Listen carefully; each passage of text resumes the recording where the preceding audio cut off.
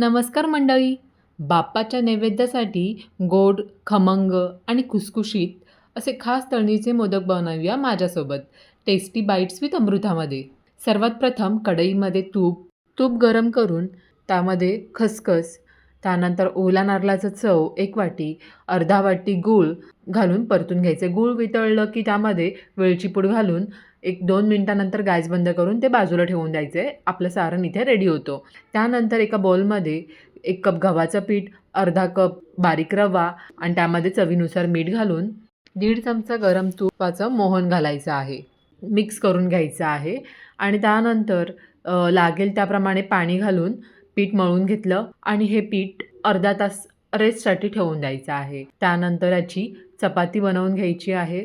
जशी चपाती लाटतो त्याप्रमाणे थिकनेस तुम्हाला दाखवला आहे मी. या प्रकारे आपण लाटून घेऊया. वाटीच्या साहाय्याने असे गोल कापून घ्यायचे आहेत. त्यानंतर कडाला पाणी लावून आपल्याला अशा पाऱ्या बनवून घ्यायच्या आहेत.